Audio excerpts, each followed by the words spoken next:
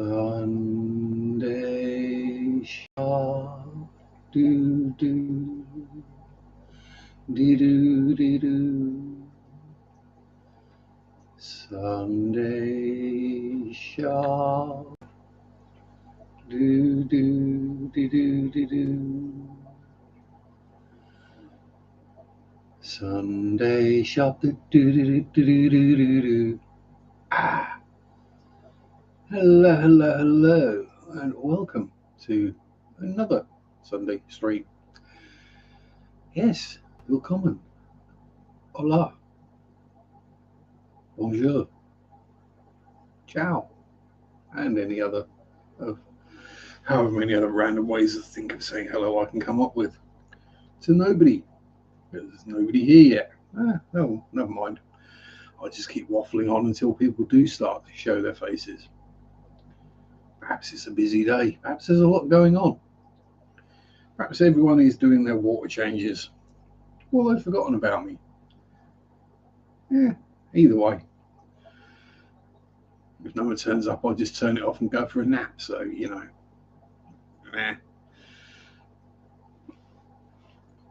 So, if I start talking about stuffs, then when people do turn up, there we go.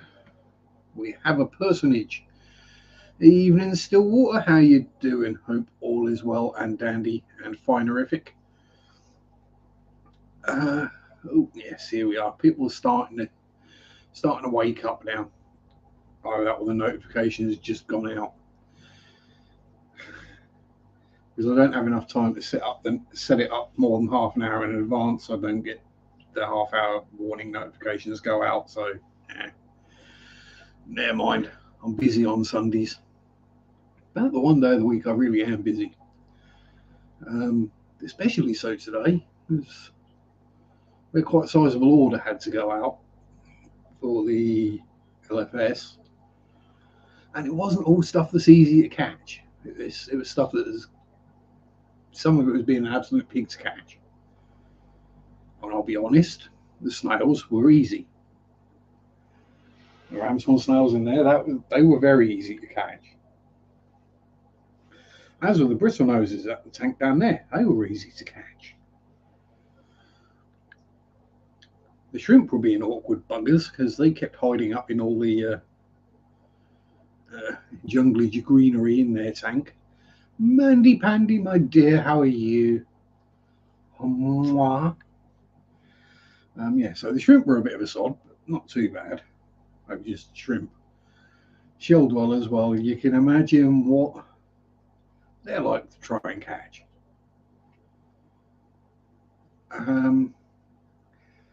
If you've not tried to catch shell dwellers,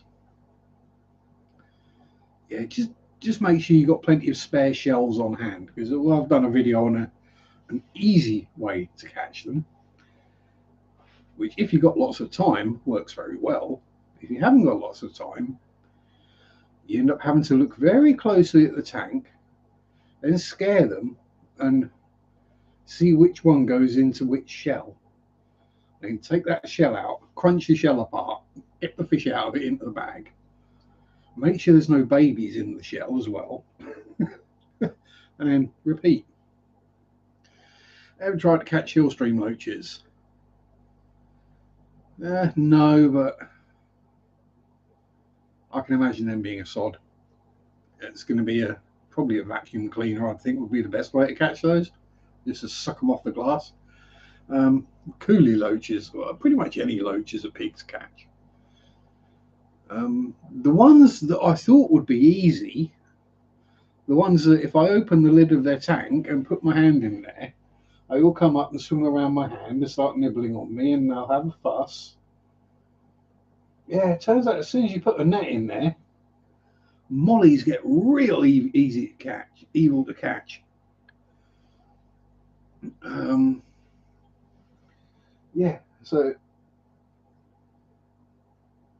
So it was like 2.25 hours this morning catching fish, shrimp, and snails. Shelley's I'd use a PVC pipe, the cap, then just remove the cap in a breeder box. Yeah, but it looks ugly. And shells aren't exactly expensive. Just realised my algae wafers are open. You don't want stale algae wafers. Yeah, I mean, I had to shift out some of the adult shellies because it's a 15-gallon tank and there's about 50 shellies in there. So, yeah, that's the size that I buy algae wafers in. That's a small bag. Actually, we'll show you the shelly tank because it is a display tank rather than. So, if you're not familiar, there is the shelly dwelly tank. And the majority of the fry are over there. Actually, if I grab the food, this is going to be fun. I'm trying to feed left-handed.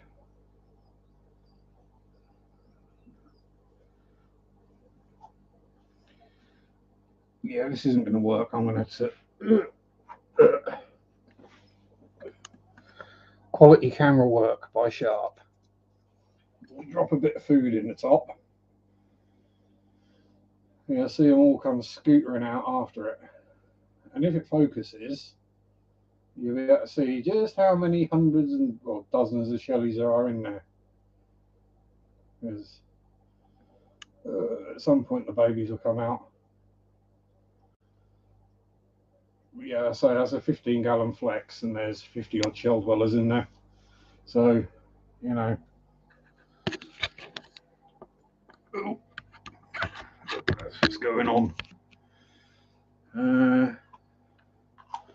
Shells are very expensive, about 70. Jeez, are you buying cichlid shells by any chance?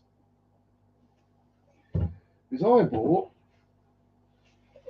Well, we should be able to grab them without too much grief. That box full, I think it was about £6 or £7,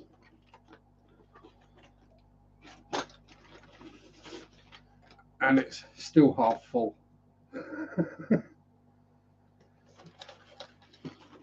Yeah, don't buy them from fishy section. Buy them from the food section. Exactly the same thing. Probably cleaned better, to be honest, as they're for human consumption, not for fish consumption. Yeah, literally go to the food section and go to escargot shells. Don't go into the pet section.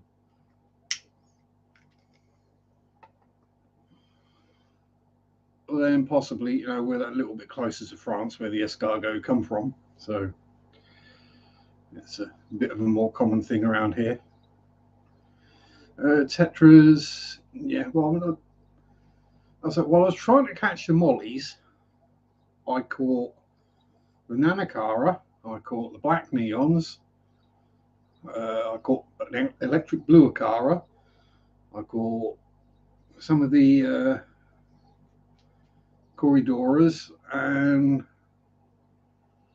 I even got. I think about the only thing in that tank I didn't catch was the bristle noses. So I even got the dwarf neon rainbows. So shells.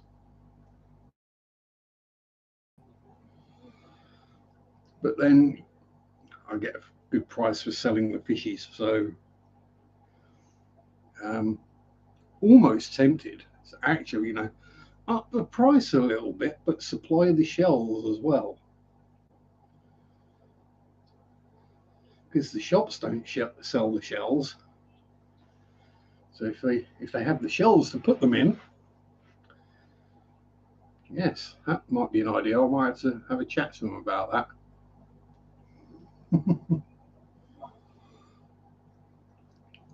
Every shell dweller comes with its own shell.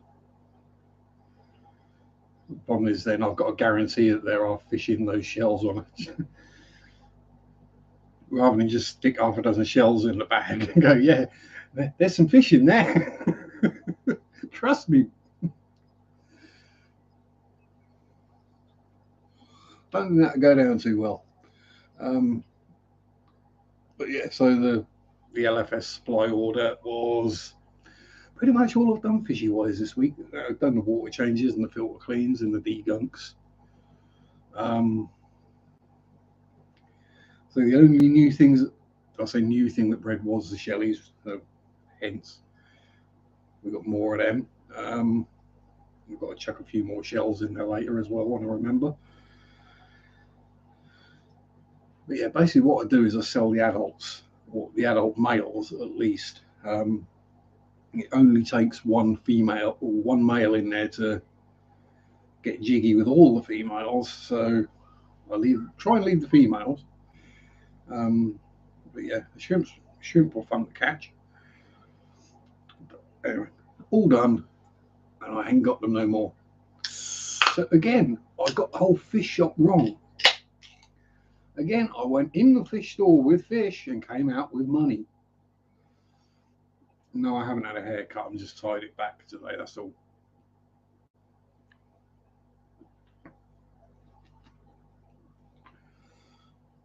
Because it went big and frizzy and was like, so yes, tied it out of the way. So it didn't look quite so bad as usual. Yeah, as I say, escargot shells are relatively cheap over here, as long as you don't buy them for cichlids. If you go and you look for shell dweller shells or cichlid shells, yeah, you'll pay probably the same for half a dozen as you would for 50. So, with prime free shipping as well, they turn up the next day. Um, there you go. Tip for any fish shop owners: buy big boxes of shelly shells, because the more you buy, the cheaper they are. Then just sell them in your shop. Stick a dozen or so in a bag. 10. Charge $5 for it. Job done. They'll fly off the shelves. Yeah. Yeah. Business ideas from Sharpe. Anyway, yeah. So what else we've been up to this week? Yeah, that's been a relatively quiet week. I mean, I've got quite a bit done. I didn't go for any walks or anything this week because my feet have only just recovered from the last ones. I managed to give myself blisters on the balls of my feet, which isn't good. Um, did film a little video with a bit of pond dipping in it. So see what's living in the bottom of my pond, which is quite interesting. Husband, Mr. Zen is growing his hair out and wakes up with horns. Sides are currently growing out to match the top. Yeah, I'll wake up, I look like a mushroom. The sides just come out. They've got long enough now because they get to a point where they go and then they come out. They just look like wings over the top of your ears. But it's got past that, so now it just hangs into my face, and the top just. I look like someone out of an 80s hair metal band. Shawnee, Shawnee, Sean. He's a bit late. See, I show the Shelleys. Sean turns up. Yes, we've been discussing Shelley shells. Exactly. Mention shell dwellers and Shelley Sean will arrive. He may even ooted. Yeah, but yeah, I had to sell some of them, Sean, because 50 Shelleys in a 15-gallon tank is a bit much.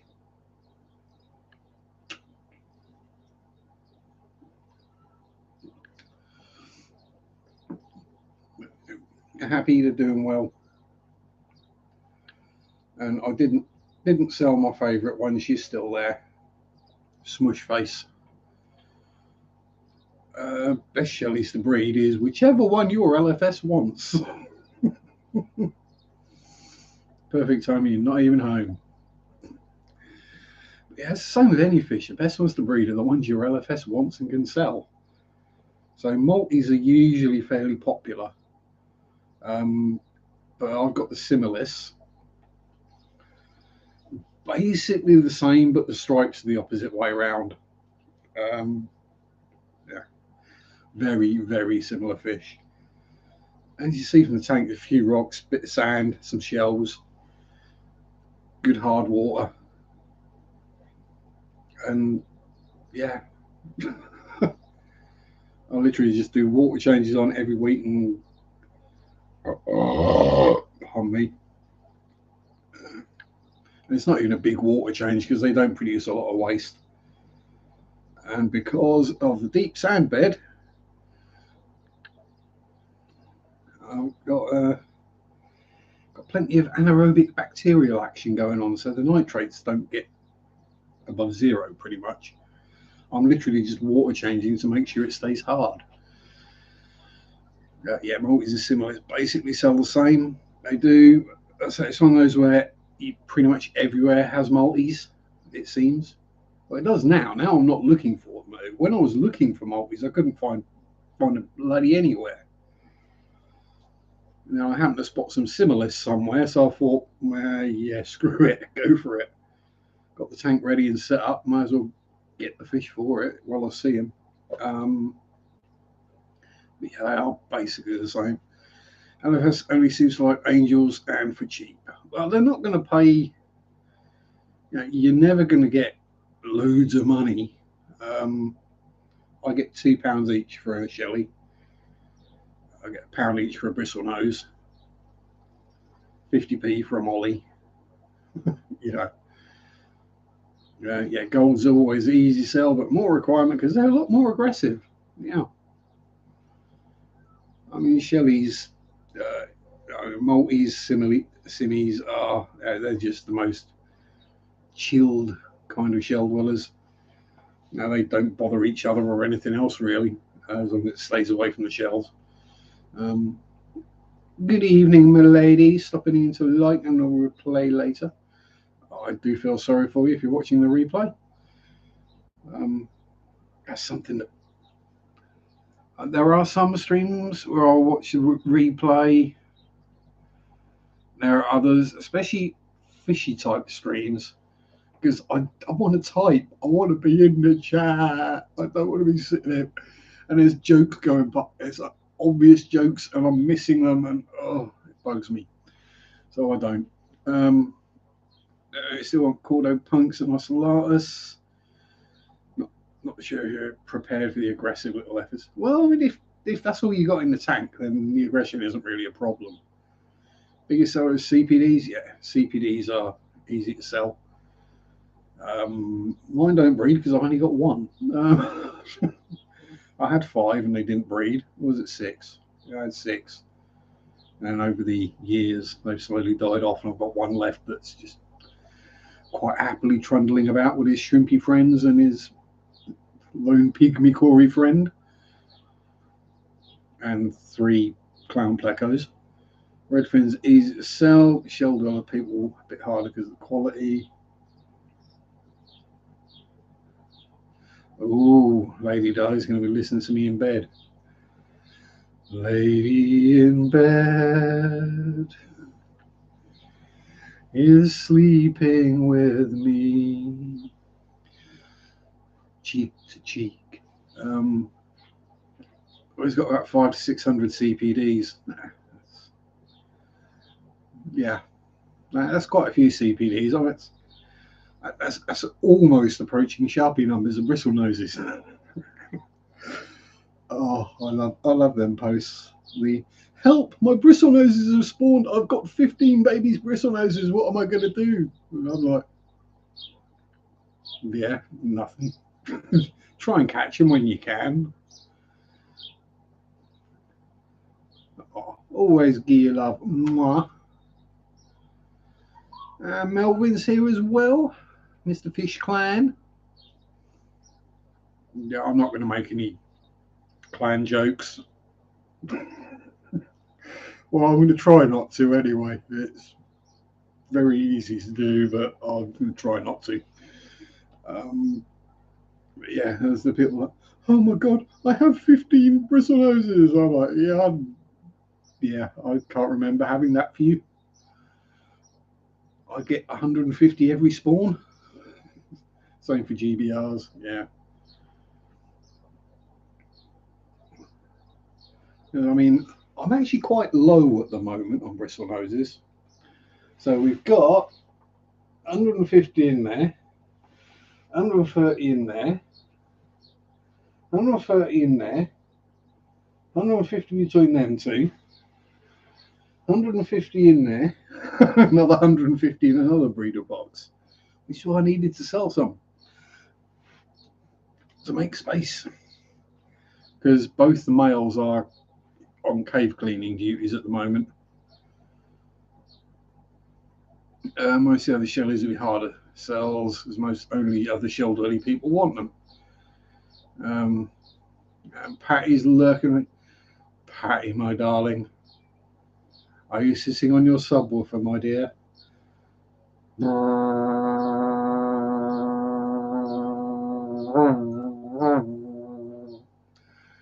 Sorry, that's a joke from yesterday. Yeah. I know who Patty would like. Patty would like Jeff Castellucci. Yeah, this is it. It's as fishy peeps. We look at the fish we like and what we want to breed. And I see it fairly regularly where people breed fish. You know, they go out of their way, they get all these tanks and do all this stuff and breed all these fish. And then the LFS is like, yeah, we can't sell them. And there was someone relatively local to me that bred, it was either Jaguars or Dovies. Jaguars. See, I'm saying it in the American. See, understand? Not Jaguar cichlids, which is the correct pronunciation. Hello, Steffi, my dear. Yeah, but they bred. I had like 4 generations of, I think it was Jags, and then they went to an LFS expecting to sell like 100 of them, and yet they were like, "Yeah, we'll have 2." They're like, "What?" They're like, "Yeah, we'll have 2 because I ain't got the tanks for them. They don't want them." And if I do buy them, 9 times out of 10, they end up bringing them back when they get about that big. Yeah, yeah, not a good idea to breed those. And now you're stuck with blooming hundreds of them. Yeah, if you want to breed something for your LFS, do what I did. Literally go in and ask them, what are your biggest sellers? What do you have trouble getting in? What can you always use more of? What are you always running out of? What do you want me to breed for you? Obviously, you got to build up the relationship with the LFS and get to know the people, and there's got to be a trust thing going on and what have you. So when you start out, you're not going to get the best money. They're not going to want many. But when they know that they can then trust you, I got lucky because of COVID. Because COVID was affecting all the deliveries. Now, when things are getting held up at the port for a week and they're live fish, they tend not to turn up alive. So yeah, I got an in because of that, and my fish are healthy and strong and bred in the local water. I'm not doing any of the RO or anything, so they're not special water parameters. It's all local tap water. So yeah, they get basically 100% survival rate of healthy fish that'll eat anything. And Mike ran late again. Evening, Mikey. Don't worry about it. I never hold anyone to, why weren't you at my stream? Oh, the world is ending. Oh no, nobody loves me. Yeah, everyone's got lives. I get that. You know, same as I don't expect everyone to watch all my videos. If I did, I'd have like 1,700 views on every video within 3 days. It's,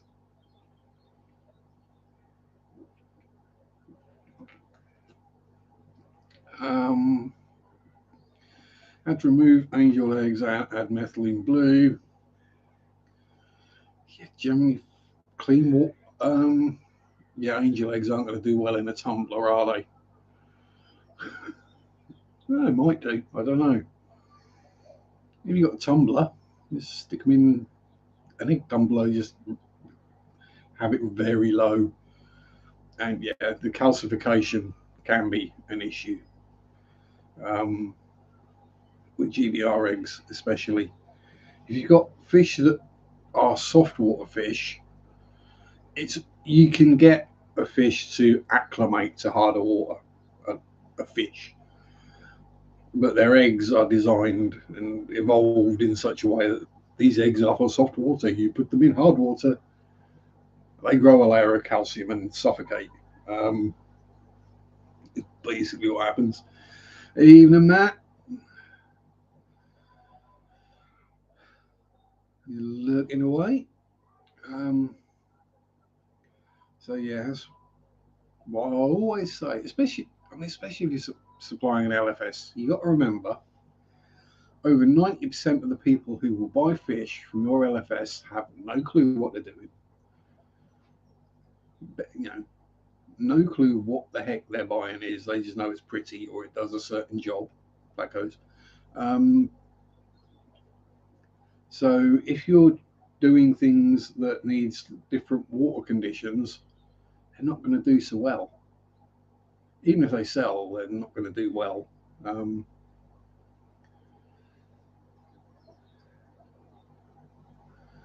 I don't know.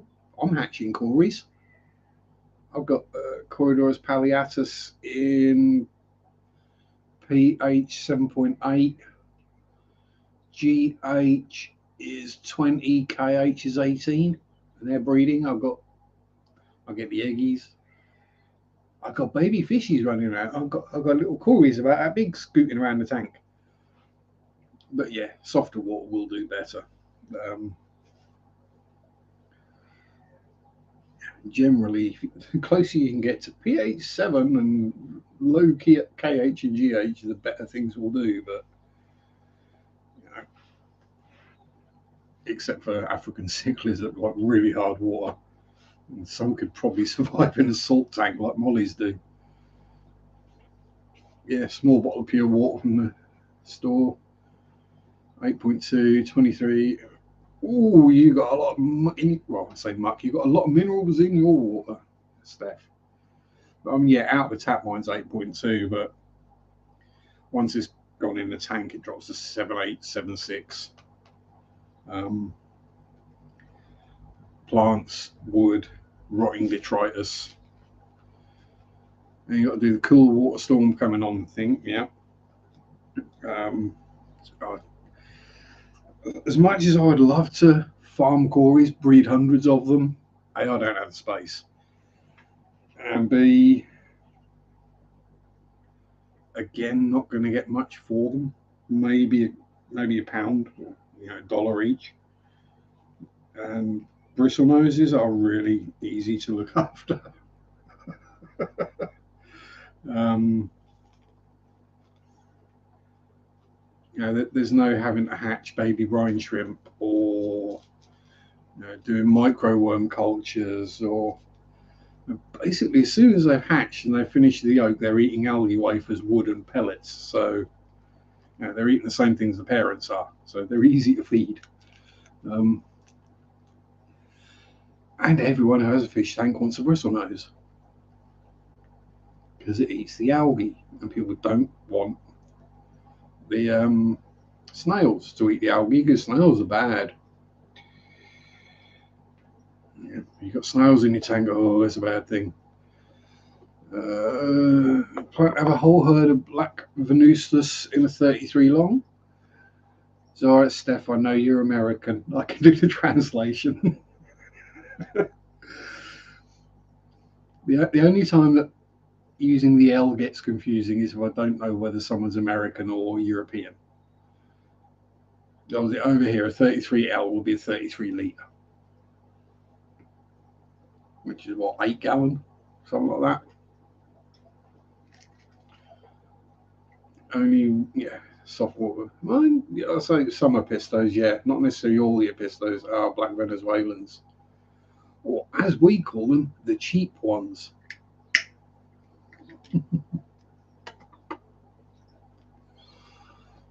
Black cories are normally in Pets at Home for about £2.95. Normally somewhat 8 for 15 quid or something like that. Ah, thank you. Yes. I think everyone here is actually American, Steph. So, yeah, don't think there's any other Brits here yet, or Europeans, unless they're lurking. And Mr. Eakins is there. Good evening, sir. Good evening, Ian.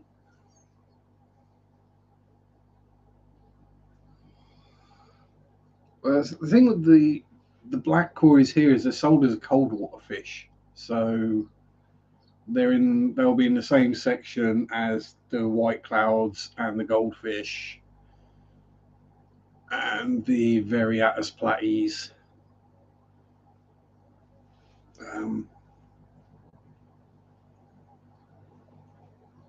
But yeah.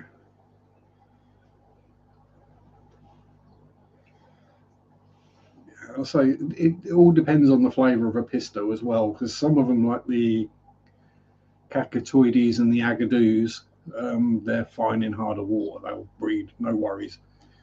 But some of the other flavours do need very soft water.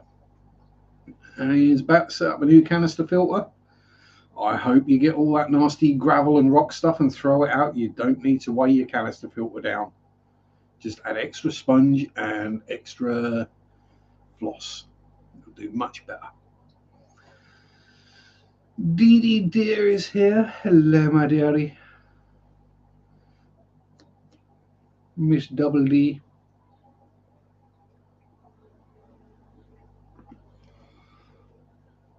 Yeah.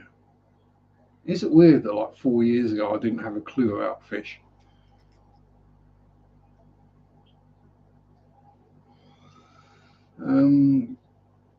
Yeah, I think it's going to be, if you're going to get something that's going to do okay in the harder water, it's going to be the common cories, as it were, the bronzes, the albino bronzes, the peppers, those kind of things that probably are farm bred in harder water. Panda cories do not require hard water. Yeah, panda cories are the best cories, though. Are the cutest and the most amusing ones to watch. Hello, Debbie. How are you, my darling?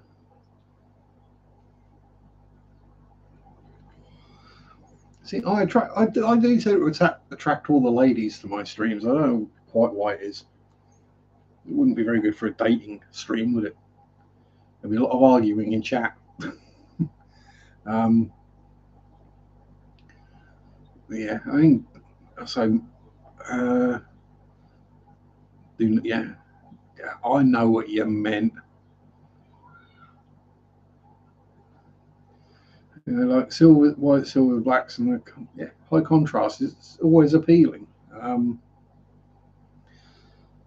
Although I'm starting to go for the more subtle fish lately. The ones with a more subtle, natural sort of colouring. So, like the Shelleys, the Limia, the Pelvicochromis subocellatus being a lot less gaudy than the Pulcher or Taniatus. That's another one. All species of Pelvicochromis don't mind hard water. My mate said the more colour, the more she likes them. Yeah. Pandas are hardy. If I can manage to keep them alive, then yeah. They were the second fish I bought. So I had the neons, and then I went and got the panda cories at the same time as the platies. And then a couple of weeks after that, I got my first bristly nose, Dave, the female. Yeah. With some standard albinos hatching hard water. I'll let you know. If you want to see something really cute, I'll say, and again, if you get them from a local breeder, they should be okay in local water. If you want to see something really cute, Let me get the camera close. Corey pile. There are literally 7 or 8 of them all curled up in and around that flower pot. But here's my other experiment. We have Coconut Hut, but on its side up against the glass. Now the Nanacara have been going in and out of it recently. So I thought if I stood it up on the side, I'll be actually able to see what's going on in there. So we'll see. And then, yeah, as we're here, we have the pink and blue ram's horns, which apparently aren't quite what I thought they were. They are pink and blue ram's horns, but apparently they shouldn't be blue. That's a genetic mutation. And apparently what my pinks are is actually albino. But there you go. We have, yeah, more snails that escaped, and super reds, bristlies,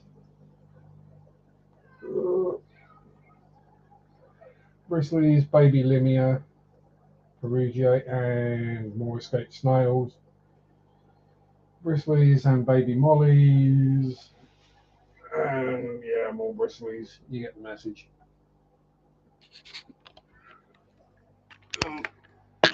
That's about all I can reach without actually like picking up the laptop and walking around the front room.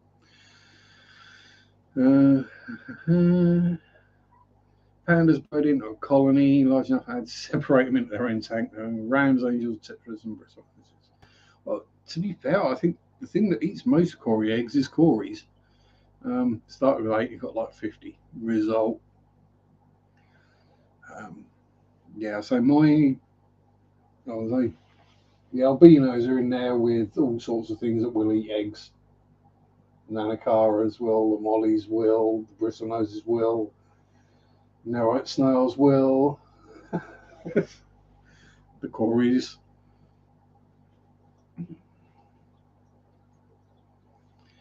Might get a mix of blacks, pandas, and albinos. Yeah, that'd be a good looking mix. You'd have the 3 different colours. And the albinos are cool because, much like with Boichers, Bishiers, Bickers, whatever you call them, dino fish, you catch the light right and their little eyes glow bright red. Little demon Cories staring at you. Plus they wink at you. Is there anything cuter than a fish winking at you? So if I knew how to ship, I'd send you some for free. Yeah, so anyone local to Mandy, if you want some panda Cories, find her on FaceAche. Send her a message. Yeah, 6 or 8 each, let them do the thing. Yeah. Lots and lots and lots of planty cover. And then rather than laying their eggs on the glass, they'll lay it on the plants, and some can escape from being eaten. That's what's happened with mine. It's about worth the trip. Yeah, it's one of those things that you work out, you go, right, if I go there, I can get them for this much. If I go this much further, I can get them for nothing. What's the difference in gas price and time? And can I film a video while I'm there? Will Mrs. and Mr. Ginger allow me to film a video of their fish room? And will Mandy freak out and go, oh, I've got to clean up and tidy up and everything. Oh, no.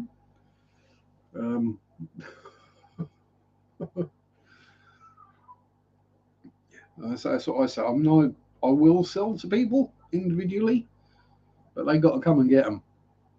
I'm not shipping because just the grief and the aggro and the hassle I know it would happen. Anything that mixed Cories, yeah, they can hybridize.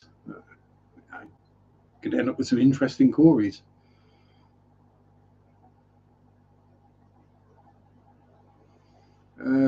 Jess sent you a heat pack once. Tell me what to do. And we had that massive freeze. Oh, bless. I love the massive freeze. Well, it got a bit chilly for a few days. I know I shouldn't laugh because, lots of bad things happened because of it. But yeah, just to know that everywhere, a bit north of that, read about it, thought, oh no, what's going on? What's going on? Looked into it, saw what the temperatures were, and we're like, really? But yeah, you live in an area that doesn't freeze generally, so you don't have well insulated homes. All your water pipes aren't lagged against frost.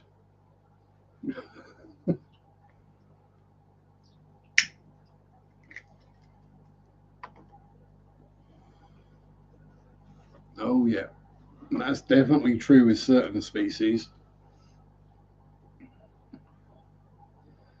Oh yeah, we all heard about it. It was headline news over here. Um, and we're going about the deep freeze and the Arctic vortex, and they started telling you what the temperatures were, and it was like, oh, so just a normal winter week in the UK then. So, yeah, we get that every year. This is why all our houses have double skin walls with insulation in them. Why our lofts or attics are all insulated. Why we have double glazed windows. Why all our water tanks are insulated.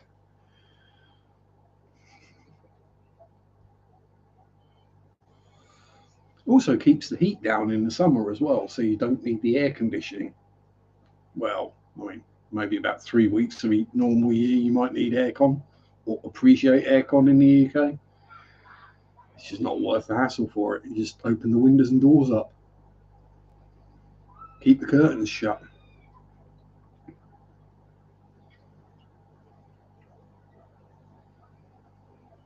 It's fact we live in the energy capital of the country and weren't prepared for the entire grid to go down. Our state doesn't believe we should share. Of course not.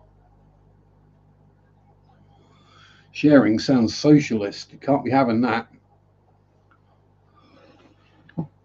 I'm sorry I make the joke, but it's just, yeah, I know you do. Lost a crap ton of fish. Um, but with the current energy price rises,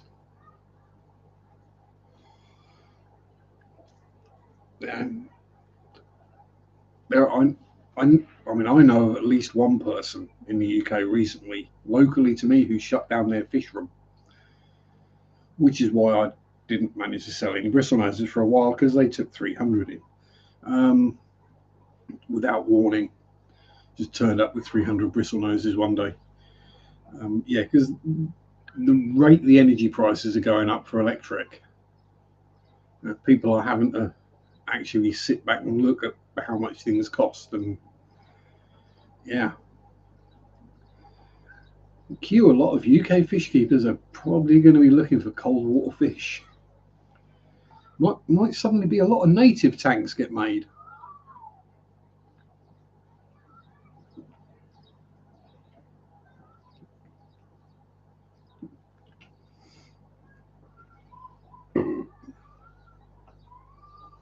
I mean, we're in the low 20s here at the moment, and yeah, I've got windows and doors open and leaving them open overnight, um, just to keep the temperature down for me. Problem is, I keep the temperature down for me, and then the heaters all come on in the fish tanks, and it gets warmer. Yeah. Oh yeah. So this season posts this week about people going, now it's getting warm. Remember to unplug your heaters. You don't need them in the hot weather. Um, you do realise they don't turn off if they don't need to turn on. They stay turned off if the water temperature is warm enough. They only turn on if it gets cold. Apparently, you have to unplug them when it gets warm because otherwise they'll overheat the fish. Yeah, well, if they stick on, but not otherwise. Also, hi Chewy. I did spot you earlier, but I was in the middle of a rant about something, I think. I can't remember what. This is it. This shows how bad my memory actually is, right? I'll get to the end of a 2-hour stream, and an hour later, when I'm doing evening natter with Mary before bed, then I can't remember what we've been talking about. But yeah, it's climate change, huh? Funny how that works. It doesn't just get warmer; it also gets colder and wetter as well. Yeah, because we had a move about in there. All the Shelleys are doing silly things. They're all rescaping the tank as we speak. I had the temerity to move some shells around and move some sand out of the way so the filter could actually get some water into it at the bottom. Yeah, they've already filled that in again. Never mind. Yes, yeah. So yes, video-wise, what did we do this week? Video-wise, this week was the electric blue Acara species profile. The one thing I forgot to put in there was tank size, but you know, a fish that gets 5 inches, yeah, you can figure that out yourselves. And then the interior of Santon All Saints Church. In the 50s, they had electric cars, yeah. All the milk floats in the UK. If you're not familiar with what a milk float is, how it used to work is every day the milkman would do his round and deliver how many bottles of milk to each house and come and collect all the empty bottles, go back to the dairy, clean them out, refill them, come back, etc. And all the milk floats were electric. And that, I think, from the 60s, all the milk floats were electric vehicles. So yeah,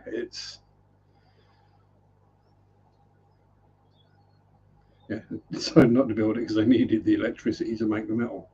Do you know the milkman? Weirdly, I do know the milkman, but he doesn't come around here anymore. Because most people these days, it's a dying thing. You don't get milkmen very often anymore because most people just buy milk when they do their shopping. You wouldn't go to the shop to buy milk; it would turn up every day. You'd have your little crate thing which held however many bottles, and there'd be like a needle on it, a little arrow, and you just set the arrow to how many bottles you wanted that day. And you put it out in the morning, or you put it out at night with the empties in it. Then in the morning you get up, go outside for your ciggy, pick up the milk, bring it in, job done. You didn't even have to put it in the fridge because you only had it a day. You'd like get enough milk for one day or maybe 2 days. And at the end of the week, you'd stick the little envelope in there with the cash in it to pay for the milk.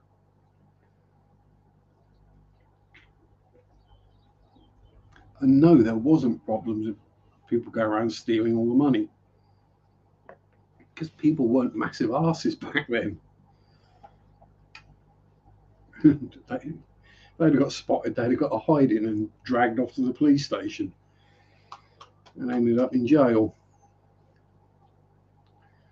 on however many counts of theft for how many times they'd done it. Grandfather was the milkman technically. He was really the fleet supervisor for a dairy distribution company. No, he's the milkman's boss. The milk daddy, as it were.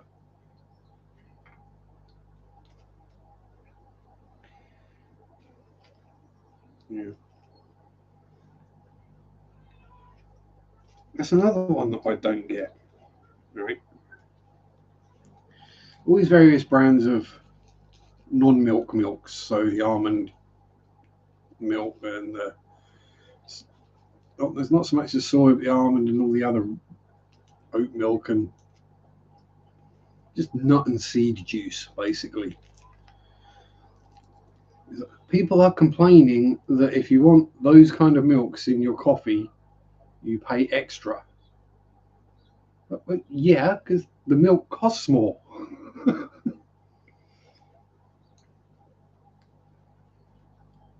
So it costs more for the people to buy to put into your coffee, so they're going to have to charge you more. It's kind of how business works. If demand for nut juice and seed juice goes high enough, then it might come down in price enough. Nut excretions, yes, or cow boob juice, as I call milk.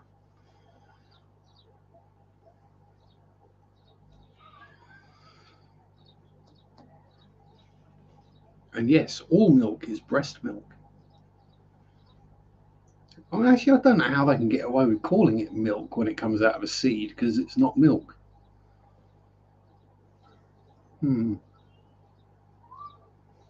It's like calling cheese cheddar that doesn't come from cheddar.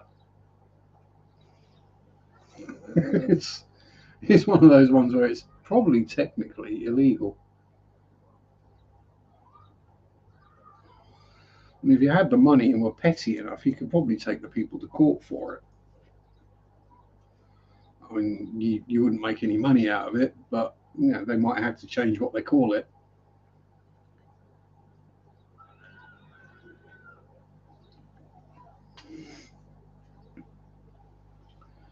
And I do wonder how many almonds they have to make inedible for humans to make the almond milk.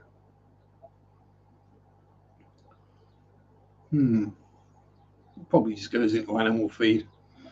Plus, almonds are full of cyanide anyway.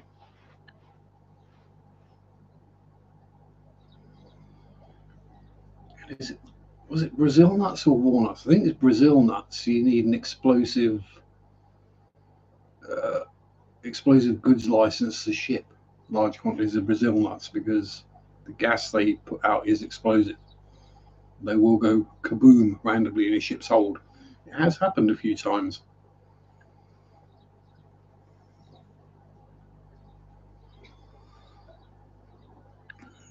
If the gas builds up and then you get a spark, it goes kaboom. And the ship goes glug, glug, glug to the bottom of the ocean. All because someone wanted their nuts for Christmas. Yeah. Yes. Yes. The only stream where you go from milk to nut explosions and dying sailors. They make nut milk straining bags in the same micron as brine tubes. Yeah, so basically the same thing. Um, yeah, same thing, but because they're not for fish, yeah, paint strainers will do exactly the same thing as well. Pacus can cause nut excretions. They cause nut removals. Chewy.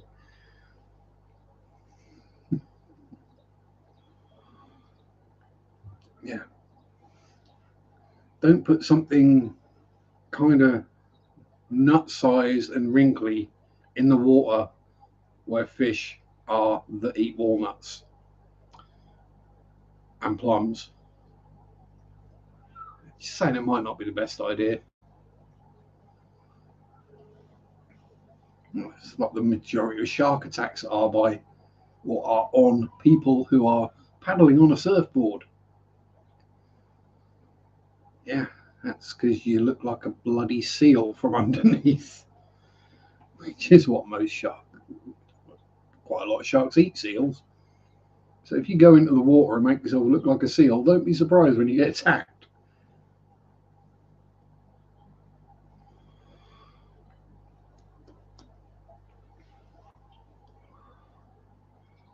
No, that's very racial. Don't say that one. Sorry, I had a really, really bad analogy for that we won't go into. It involved clans, so we'll leave that one well aside. That's the easy way to get a stream taken off air. Um, Demonized rather than demonetized. It's weird how you have to be so careful about what you say, even if it is obviously a joke these days.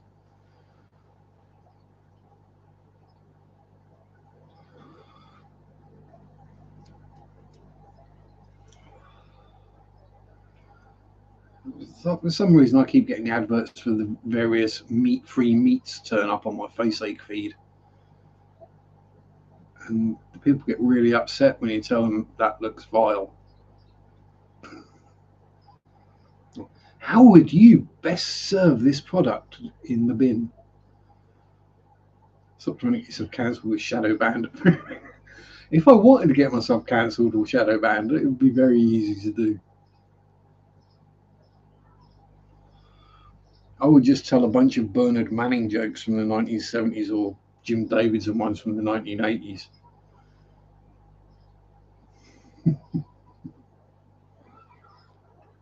Or just modern day Frankie Boyle jokes or Jimmy Carr jokes. Or post some of the memes I've got.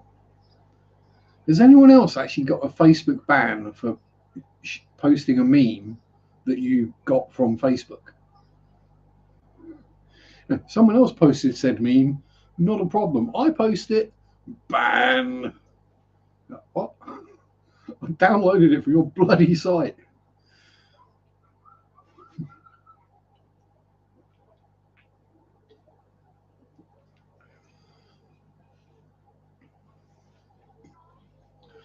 They seem to get very sensitive about these things these days. I'm not saying go back to the good old days where you could be racist and hateful or whatever and get away with it.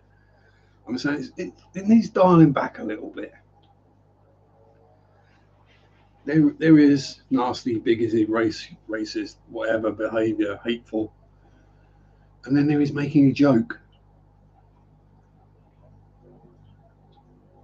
But people can't see that. Pardon me. There's probably people that complain about my streams because I burp in them or smoke in them. There's probably some that think I'm drinking alcohol.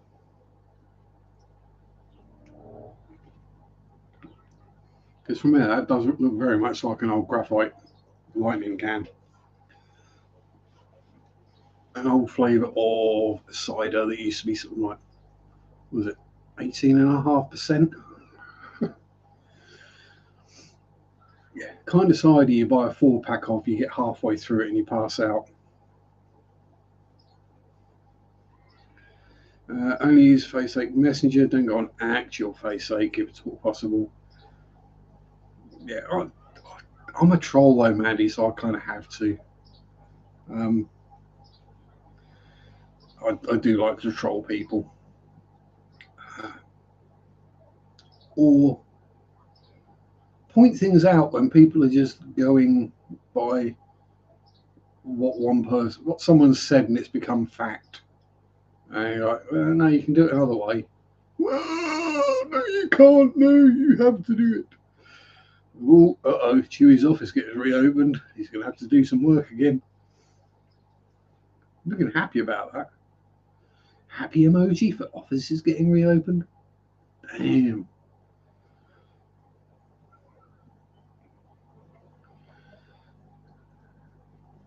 That's why I'm kind of swearing at Nadine at the moment, because Nadine changed jobs. And her new one means she gets to work from home some days. Git 18 and doing IT work and working from home. It's just not fair. All joking aside, well done to her. She's doing great. She's actually gone to a concert today at Wembley Stadium, I think. It's a bunch of randoms from charts now that I've never heard of, and I probably don't want to hear. Although, thanks to Stranger Things, Kate Bush is at #1 with Running Up That Hill, which is awesome. Hates faceache. Rather stick to TikTok, or as I call it, thick thought. For You page. Oh, and lets me stay in my bubble. Lots of cats videos and no people. Yes.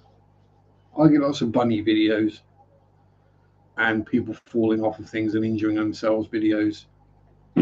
Pardon me. And people fighting in random places videos. You know me. I enjoy upsetting people, so Facebook is perfect. But Insta spam, I don't really get. Twitter is just kind of pointless. It's for people who don't speak in full words. And yeah, Thick Thought I've never even looked at. There's the other one, Snapchat. The only time I've ever done anything Snapchat wise was watching the compilation videos on Pornhub. Yes, I said it.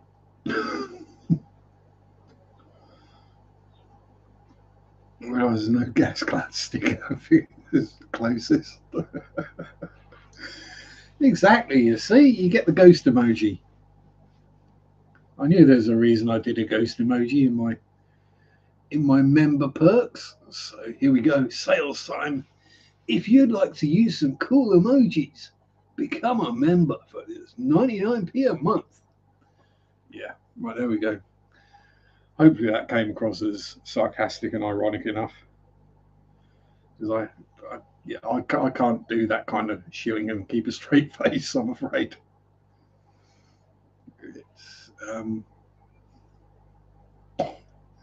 I'm just glad I can't smell anything.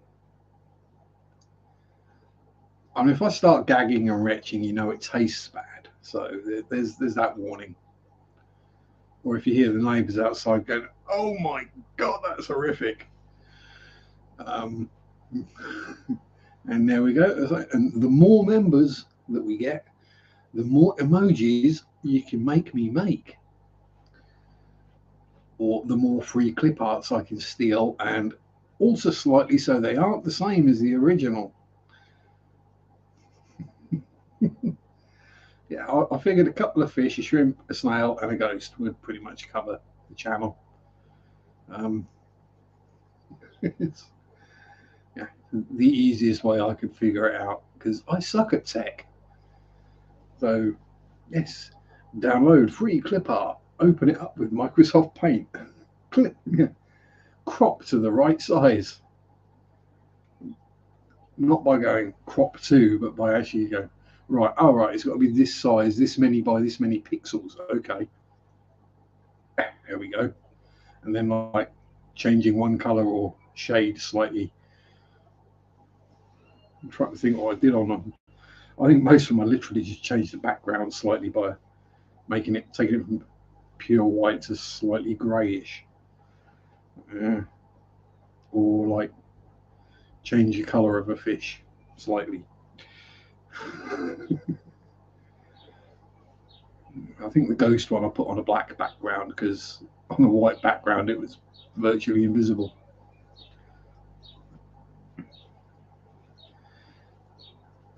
Change. I mean, yeah, perhaps that's it. I think I've got access. I think I might have access to another one emoji. So I might see if I can find a free clip art of a man producing a green cloud and do that as an emoji. So then when I pass wind, people can put that in the chat.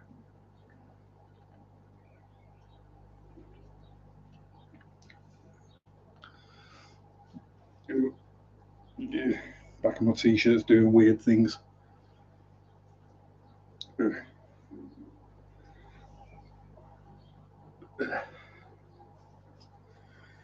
Yeah, that's a bit better. Yes. So anything ghosty wise, nothing new for me this week. Although I might be doing a spooky collab with somebody. There's another local, I say local, county Yeah, I know which to Americans is local. Anything, to me, a half-hour drive is a long way away. If I go to Norwich, which takes 45 minutes on the bus, I'm like taking bottles of drink and tissues and paracetamol and ibuprofen and packing a lunch, that kind of thing. Even if I'm only going to be out for 3 hours. Yeah. But yeah, so he's a local guy who's got his own channel, which I will put in chat. I might have to see if I can get him to come on and actually, be in chat one weekend. If I can remember how to do this. It won't be a linky poo, but as I have a super mod in here, they will be able to find a linky poo, I hope. There we go, that's the channel. We do very similar things, except he does the whole edity thing and drone shots and other coolness. But you don't get to see him on camera and you don't get to hear his voice. So kind of similar to Mandy's channel.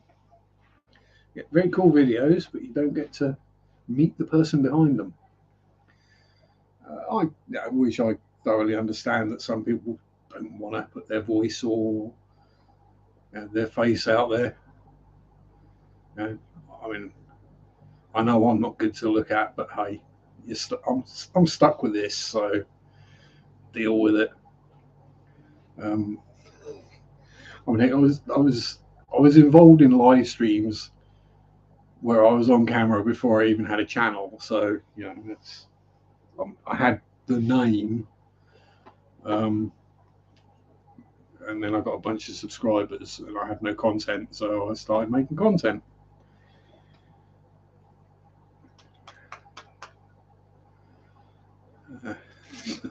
Yeah, all sorts of interesting stuff. And there we go. I knew Mandy could do it.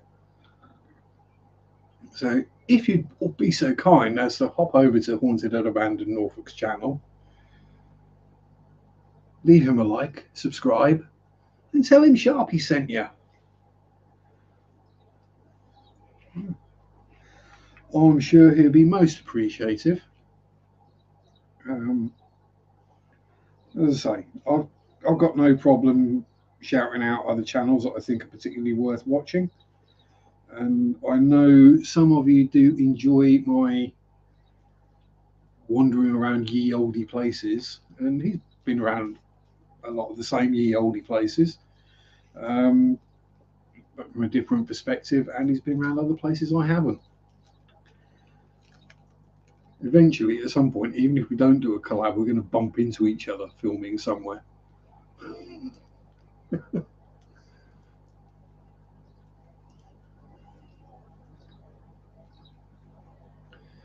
That'd probably give him the shock of his life. He's filming somewhere and somebody gets this Herbert shows up. Got to be older than things that are younger than you have been called vintage. Oh yeah. Oh bless. Yeah, it was like there was a video I was watching early this morning, pre-waking up. I mean, I was up, but trying to get this thing working, and it was like things Americans found shocking about Europe when they visited. And there was one that was like, went to see this old church, and oh no, this isn't the original church. This is a replacement because the original one burnt down. So I thought, this is like the new version. It's not the old version. So this one was replaced and built in the 1300s. This is the rip-off replacement. It's still 700 years old. Oh no, Ian! Clips of the canister came in broken. Oh, gutted. Gutted. There's going to be a quick snotty email to somebody, I think.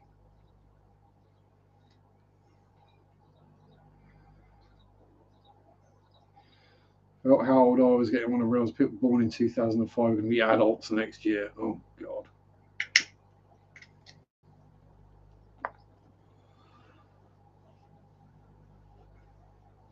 Yeah, I could say, I'd say a bit heated. Open a brand new spanking boxed canister filter and all the clips are broken. That's not good. That tells me it's been dropped or thrown about during transport. So I wouldn't be surprised if it doesn't actually work properly either. But yeah, so I mean, I say, with Nadine having gone to the concert today, Adam has actually gone on a holiday today with his girlfriend, uh, Victoria. They've gone to Tenerife for the week. Now, when your kids are 21 and going on holiday with their long-term girlfriend, like, oh, geez, I'm old. Late and now it's broken. Damn, yeah, that does suck. And then you go through retro time period classics. Yes, yeah. I said, yeah. If you know what to do with a tape and a pencil, you're of a certain age. Um, it's, um, bear in mind there are kids around now that, and I don't just mean little kids. I mean like teenagers that don't know how to use a rotary phone. Or this is not antique. Well, I mean, you're never going to be old enough to be older than something that's an antique. I'm vintage or retro, perhaps, but not antique. I think antique has to be over 200 years old, something like that, or is it 150? Um, but yeah, antique is old. Well, it is over here anyway. Old. And like my bathroom mirror is some like 250 years old. It's,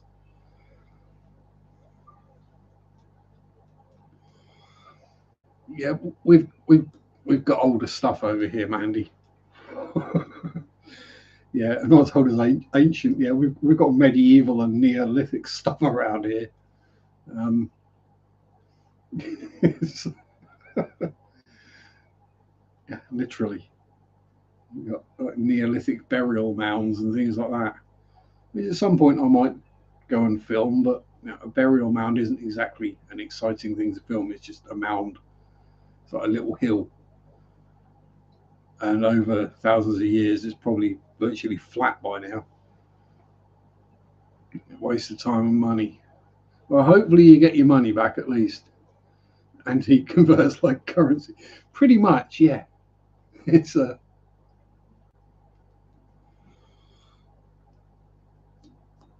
it's kind of a scale. It's like if you've got things that the oldest thing you can have is like 300 years old, well, then an antique is going to be a younger thing. Whereas if you've got stuff that goes back hundreds and literally 1,000 years plus, 2,000 years, 3,000, 4,000, 5. There are settlements around here at 6,000 years old. So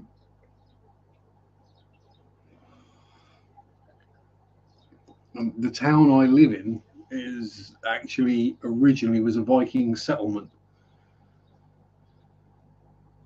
Yeah, in other cases, left to rot. Yeah, that's just like us, though, Chewy, isn't it?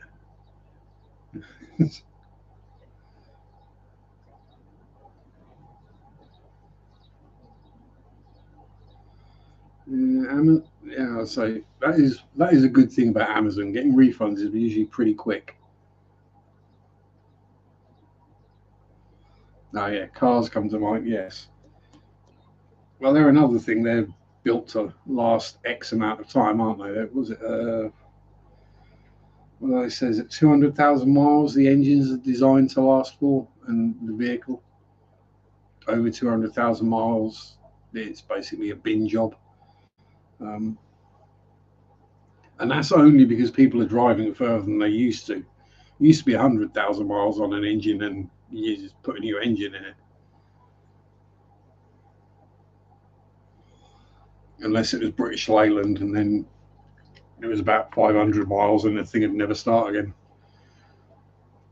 Trains and ships fall in the same category. Wonder why we have the problems we have. Yep, we do. I mean, USS Texas is still afloat, just, and she's a World War One era dreadnought.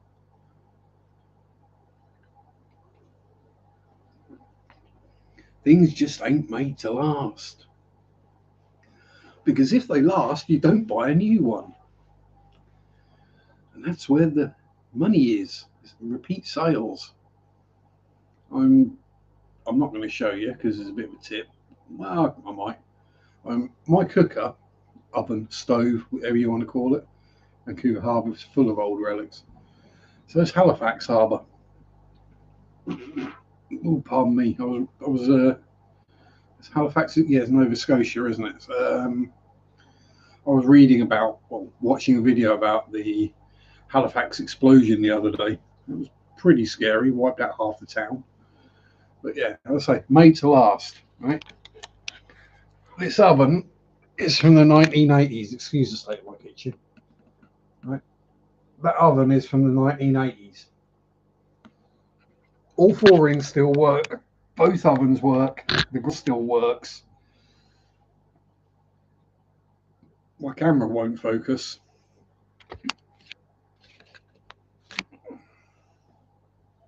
Yeah, it's... Come on. Come on, camera.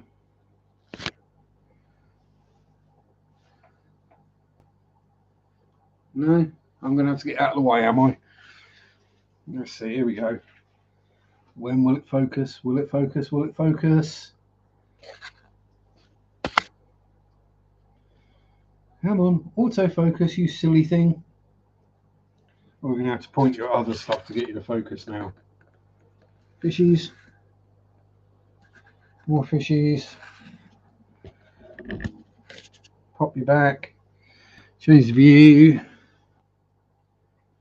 Why is it? And there ain't no blooming setting to do it either. So we're going to have to...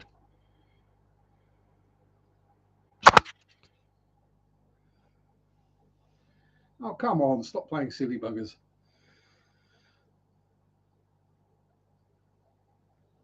Including the 1986 McDonald's barge that they built for the World's Fair. Jeez, that's not even old. Love my Marineland stuff. A couple of people said the canister caught on fire, but I've never had that problem. Exactly. This is it. When people have problems with things going wrong or catching fire or going kaboom or whatever, a lot of the time it is literally something they've done, not a problem with the product. It'll be like, I've not cleaned this filter out in 3 years. Why is it not working anymore? Why will my camera not focus on anything anymore? Let's have a quick look around. See if we can get it to focus at least on something.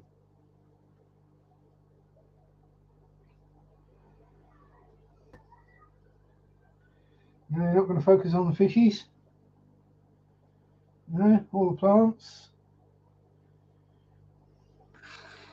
Yes, that's my little experiment with the half-buried coconut hut, so we can actually see if someone's breeding in it. I think we've sorted the focus out now. I'll put it back there. There we go. For some reasons, occasionally the focus just sticks weirdly. I'll go to work soon, don't have time down, have to be closed by the time I'm off. Gonna have to go tomorrow. Not getting another Eheim. Yeah, I've heard nothing but generally good things about Eheim filters, but if you've ordered one and it's turned up broken, it's probably best not to order another one. And as I say, somewhat put your hand up to it and pull your hand back slowly.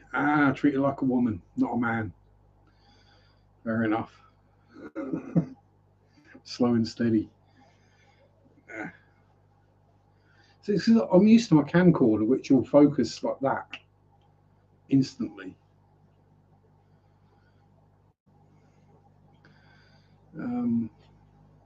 Yeah, it is a shame with a lot of naval history now that a lot of these things are just being lost. Um, you know, they're finding the problem where some of the ships that they set in concrete, they're now finding out that the concrete is actually destroying the steel. Because when concrete gets wet, it produces acid.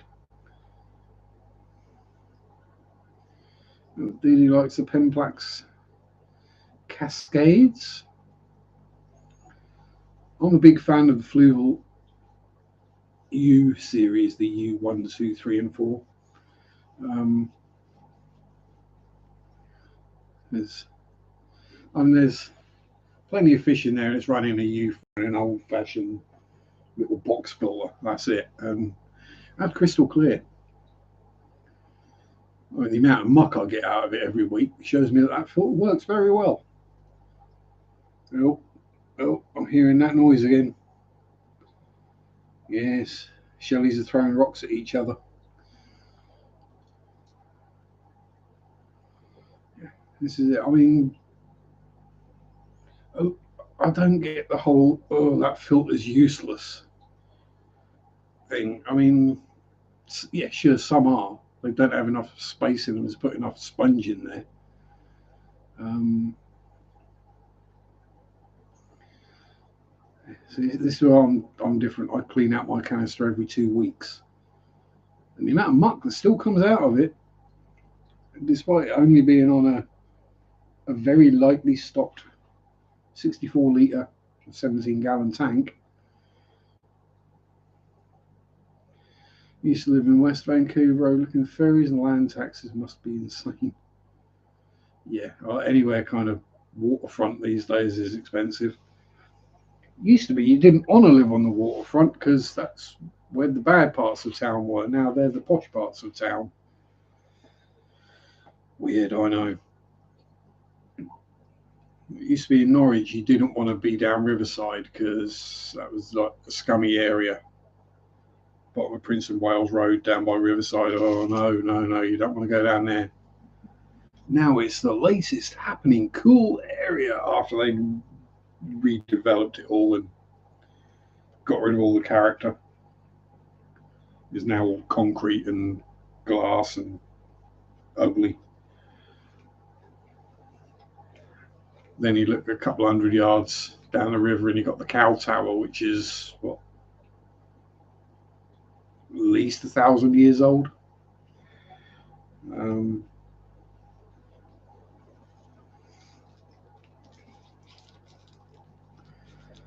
uh, so yes, I'm trying to think what videos I've got for next week. Monday, what fishy vids have I got? Ooh, cleaning my canister as a glove up and prepare for a religious experience. Cleaning mine, because I do it regularly, it's pretty much the same as cleaning out any other filter. But yeah, because I leave it 2 weeks, it does get quite murky in there. But I do clean the sponge intake filter every week. Used to ride bike down from West Van over the bridge to Vancouver, through Stanley Park, all the way to Richmond, BC, British Columbia. I've even heard of Stanley Park. How scary is that? This week's like, I've never been to Canada, but I can visualize in my head where you're talking about, Cheerio, where the things are. Is that a good thing or not? I don't know. Would it just mean I know too much random stuffs?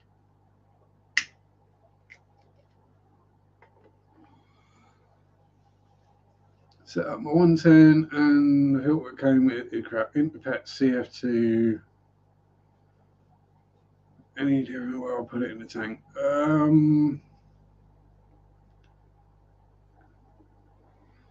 Yeah, so if it's literally not got enough flow, then that can be an issue.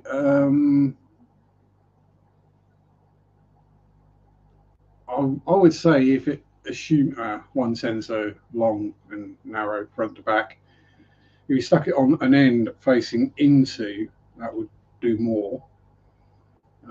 Because itchy eye, sorry, bit of hay fevery.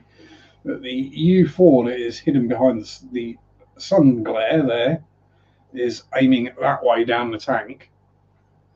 And you can see the surface movement. And the filter's a good couple of inches. The outflow is a couple of inches under the water.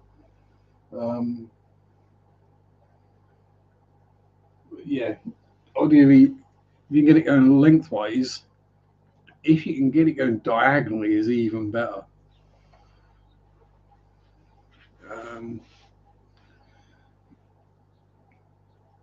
If in doubt, you can always add a sponge or a box filter in there somewhere, hide it behind some scenery, decor, aquascape, pile of rocks, plants. Because yeah, you can just about see the bubbles coming up there. Yeah, there's a box filter under there.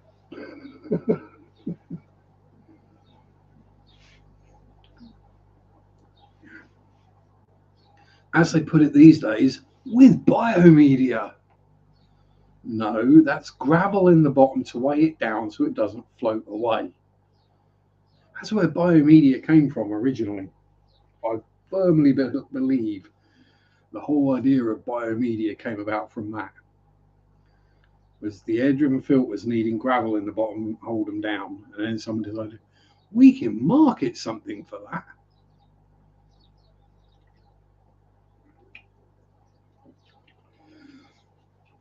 Yeah, you had to be very careful in whispers. Certainly didn't want any careless whispers. Oh God, I'm making wham puns now. Oh God, I apologise. When you start making puns based on wham songs, things have gone badly wrong. At least I'm not trying to sing wham songs.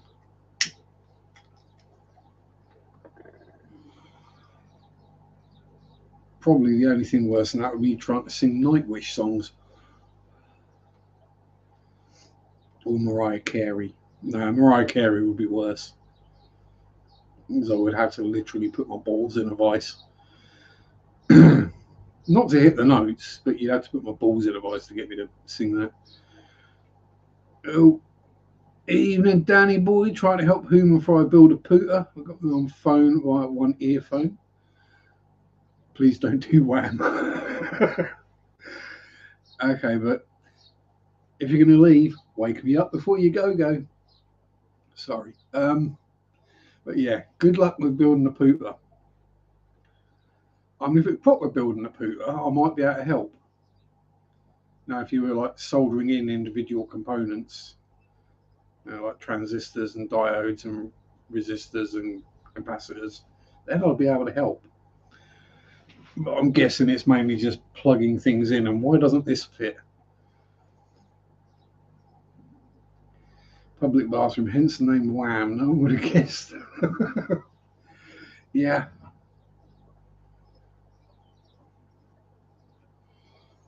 Or what happened when George Michael was driving stoned and managed to crash into a photograph development shop. Quickie Snaps or something like that. He wrote off his Land Rover. Not that he was worried about the cost of a Land Rover. Daniel's going to have to run for freedom. Have faith, Mandy. Have faith. Rear-ended that shop. Yeah, he did. You know. But hey, given my history, I can understand why he was how he was. He was obviously suffering from massive depression. So, yeah, the drugs don't actually help, but you think they do. How many wham puns can we get in tonight?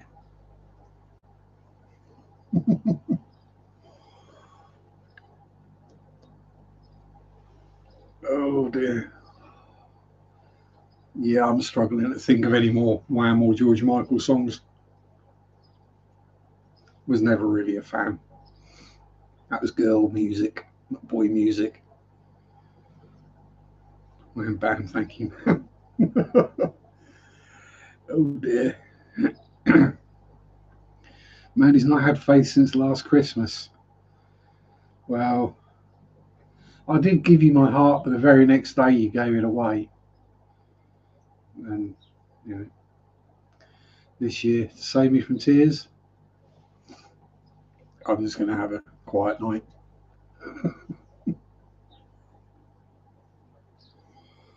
3G. Or should that be 3G?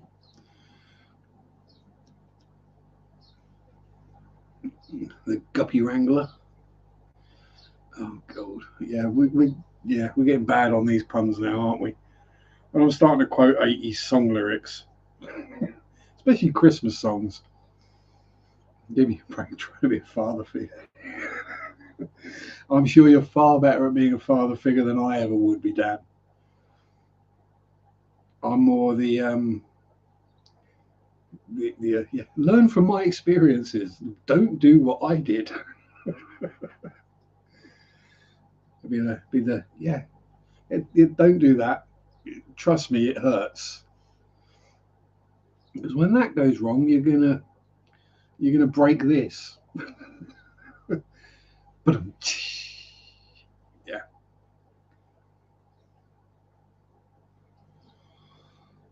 trout wrangler. I have actually tickled trout in the past.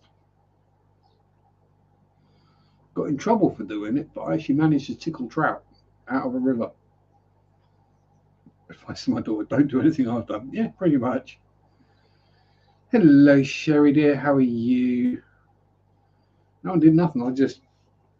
My hair was doing mad things, so I tied it back. That's all. And I've had a nap. So I've had a nap. I've had energy drink. I've sold fish, so I'm in a good mood. So for some reason, I've decided to channel George Michael. Thankfully, Elton John is still alive. Jeez. Oh, otherwise, I'll be talking about Rocket Man, Achilles, and if I was doing my water changes, I'd still be standing. Oh hell, I was singing Chris de Burgh earlier, so you know, it wasn't "Don't Pay the Ferryman." It was the other one. You know, get a different filter.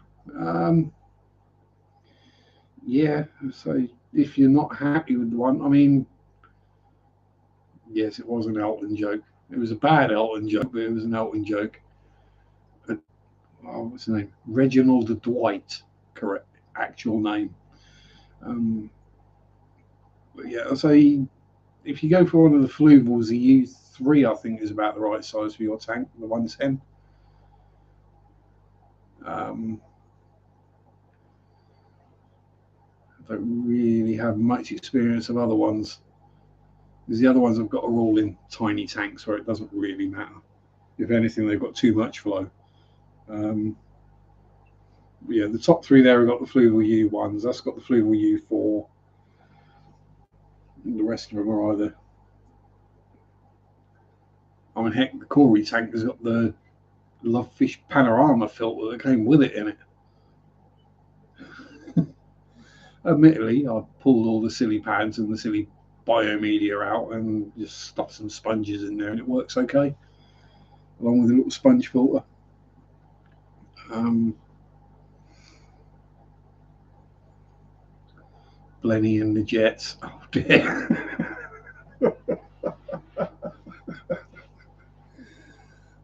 Blenny. Yeah. Get your coat. Go. Yeah. Follow that yellow brick road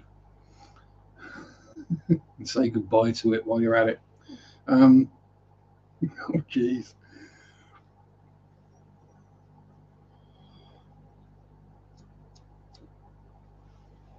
Yeah.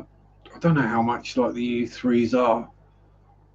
I mean, they're not cheap filters, but I think the U1s when I bought them were 25, so the U3s might be 40, 50, something like that. But they do hold plenty of sponge and stuff. Evening, Muttonka.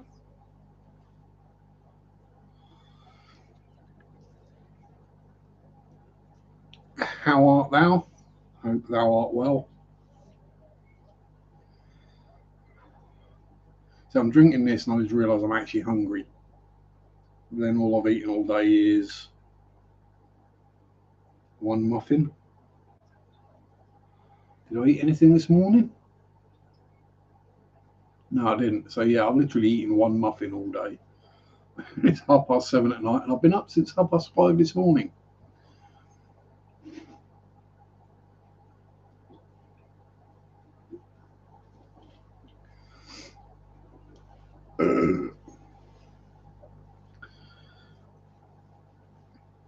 Yeah, so I like the Fluval U filters.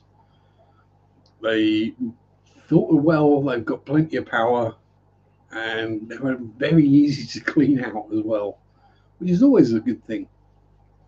Because if you've got a filter that's a pig to open up and clean out, Mr. Filters, you don't want to do it so often.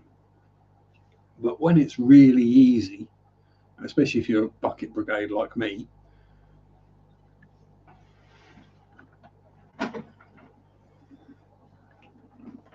ready at hand. Actually, I better check that. Where's my torch? I was catching bristle noses and bagging them up over this, and there is some water in the bottom. So let's check there aren't any bristles in there.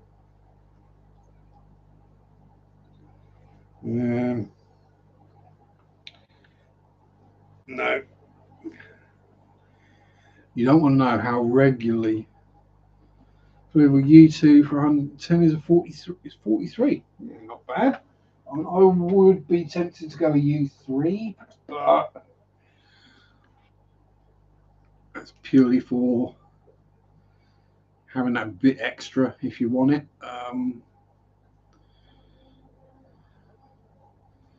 Yeah, I'll say the U1 is 25, the U2 43. So U3 is probably 50 odd, and then the U4 I think is 70 odd. Yes, this is the cool one of the cool torches that Mary bought me. It's magnetic, so it just sticks to the rack. Telescopic, so you can stick it down the back of things to have a look. And bendy.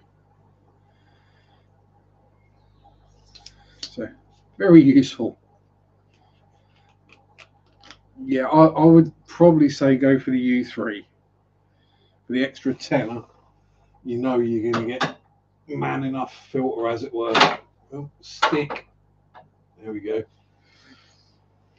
So yeah, magnetic torch. You can stick it to your rack and don't have to worry about finding it. That might just be a me thing though, because bristle noses. So I'm checking caves every morning, and with the Corys, I'm checking for eggs. So you might be able to find one cheaper elsewhere, but I'd probably go Amazon and it'll be there either tomorrow or Tuesday. Yeah, torch, flashlight.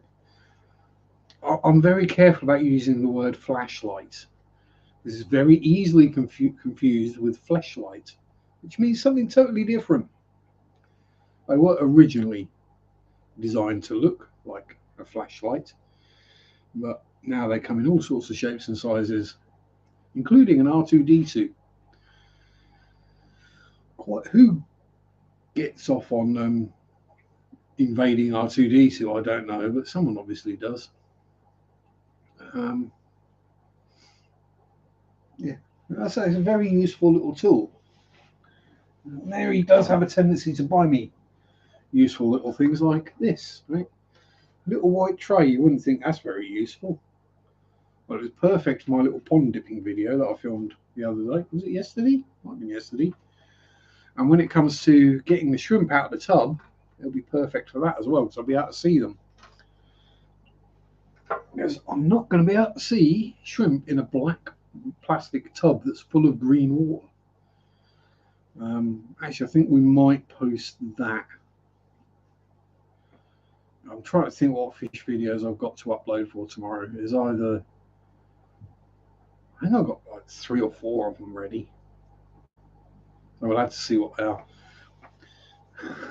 See how I feel tomorrow. Um, yeah. Is it bad when you've got a load of videos pre-recorded ahead of schedule? You then can't remember what they are. Ooh, ooh, pardon me. I think I've got about 6 or 7 ready for the Friday history paranormally type videos. Torch, yeah. Well, we call it a blowtorch. For a creme brulee. I mean, you use it for burning sugar, basically. I have one of them. I use it for melting lead and tin combinations. Solder, or solder, as is referred to in American. Um, yeah, I use my soldering iron for my model making. When you've got lots of pieces of photo etched brass to attach together, sometimes super glue isn't the best bet. Sometimes soldering it is a lot stronger. Actually, that's the other thing I have been doing this week. I've been getting some modelling done as well. Actually, well, started and finished building a Sturmgeschütz Stug 3, which means nothing to anyone, but it's quite a big step for me to actually, you know, getting back into and enjoying the building, even if I'm not quite got back to the enjoying the painting quite yet. Evening, Austin. Bevy in hand. Hope you're well too. Bevy in hand. Cheers. Big ears.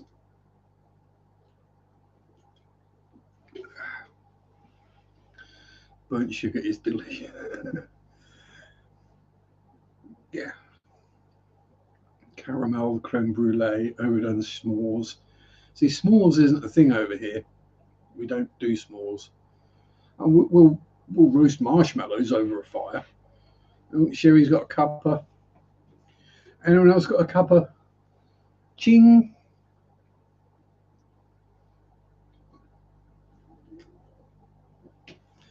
See, that's the giveaway that you know someone's English when they refer to it as a cuppa. That means Sherry is currently enjoying a cup of tea.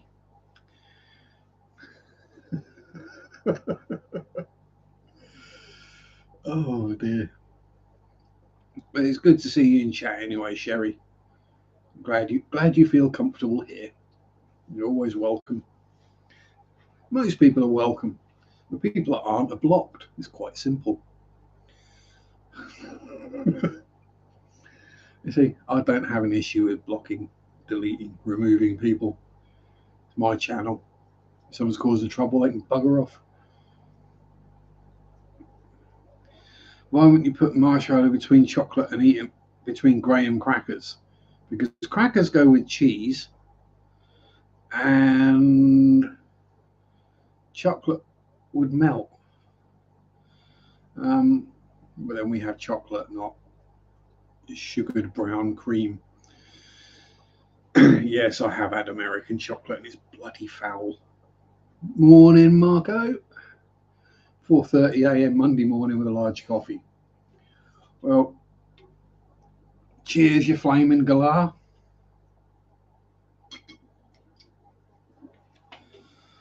Cup of char. Exactly, Debbie. You're on a cup of char as well. Ching. I shall even show some decorum.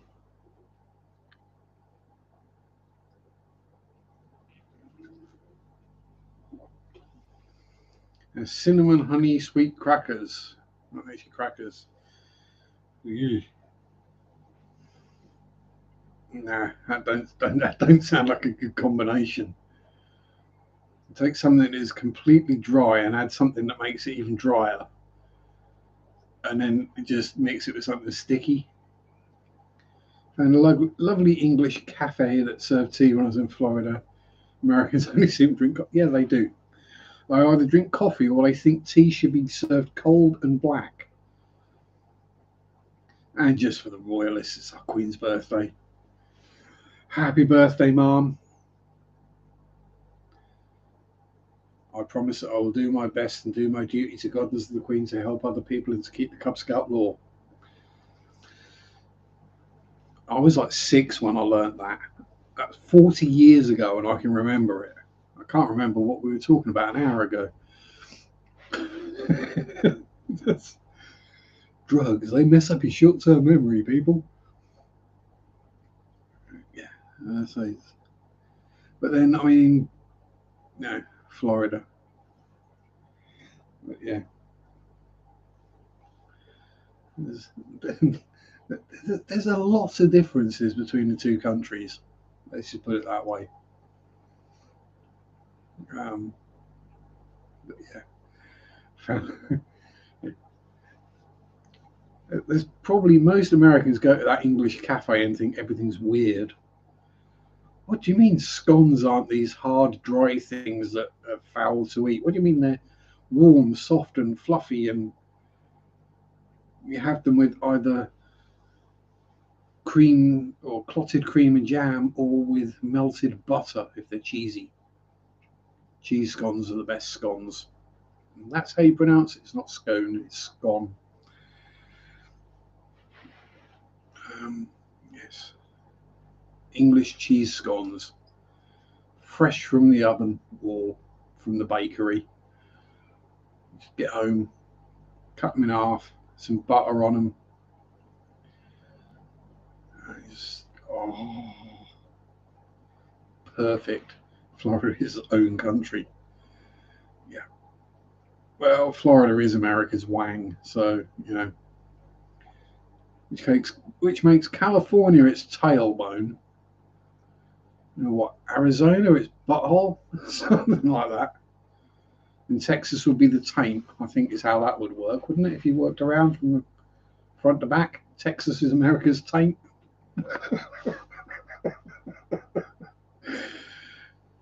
Stir it up. Date scones. Dates. Oh, the one thing where the person who figured the naming out, it just needs shooting. Whoever decided to call them "eat me" dates needs beating. Oh, I remember trying a date when I was a kid. Because there they were, this packet all night, looking all shiny like sweets. And I thought, oh, they're not sweets. I'll nick one.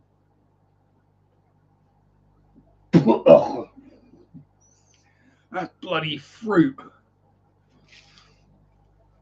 Yeah, I tend not to do fruit, so you know, that's why I'm not a huge fan of a fruit scone, but a really cheesy cheese scone with some proper melting butter on it. Oh, can't go wrong.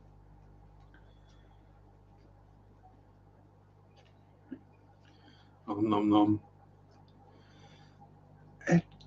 Eddie, darling. And Eduardo has no clue what TV series that comes from. Don't need to apologise. You've got a life. People have lives they have to get on with, or naps. And I'm never going to complain about someone having a nap, Susie Q, because I love my naps too. Naps are like the best thing ever.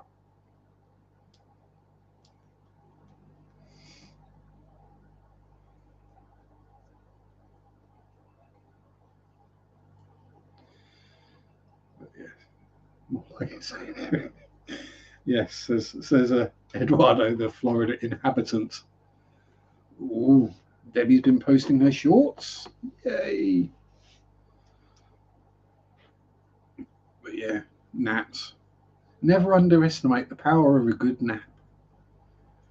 So I was thinking, is it a you hit 40 kind of thing? You hit 40 and naps suddenly become good again. So when you're really little and you're made to go for a nap, no, it's nap time. You need to go for a sleep. And you get sort of your, sort of 10 teenage years through your 20s. You don't need to nap because you've got loads of energy and you sleep okay at night. In your 30s, things start going a bit downhill and you're feeling all run down and worn out. And sort of late 30, early 40s, you suddenly, you rest your eyes in the armchair or on the sofa, couch, and next thing you know, 2 hours have passed by and you haven't got a clue what the hell happened. And then you're like, oh yeah, naps are good. If you have a nap, that night's sleep is stuff. The thing is, with me, I tend to have a nap most days if I can. At least one. Sometimes I'll have a double nap day. But it all depends on the previous night's sleep. So if I've not had a good night's sleep, I may well have two naps. But we each work out our own sleeping patterns and what works for us. So yeah, if it doesn't work for you, don't do it. But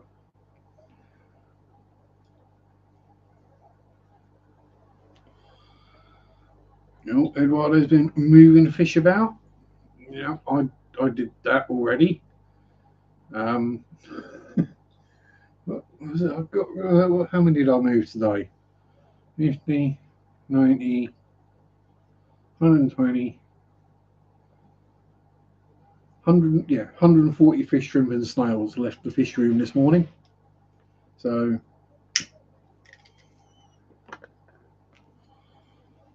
we have a bit of space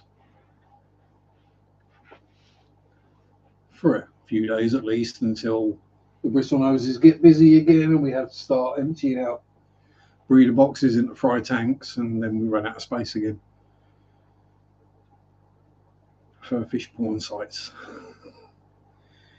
Well, weirdly you say that. You don't. Here's one of the things that some people have actually experimented with is it's free to post on Pornhub. You don't have to post porn.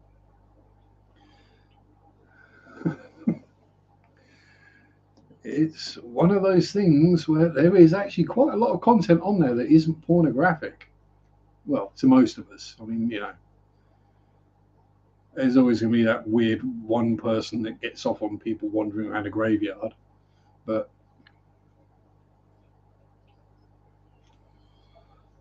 not kink shaming or anything, but never pleasant after that. I'm just not pleasant when I wake up, whether it's a nap or not. But I do enjoy a good nap, especially if I've got a floofy friend to come and snooze with me. Snoozy snuggles are the best. Fish history, old firearms porn. So we probably watch a lot of the same channels, Mark.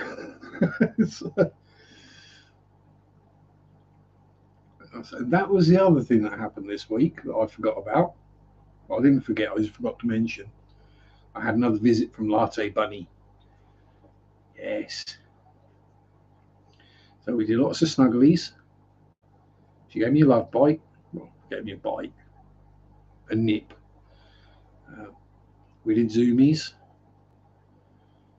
She did floppies in front of the TV. And she was chirping and grinding her teeth away in my ear quite a lot as well, which was nice.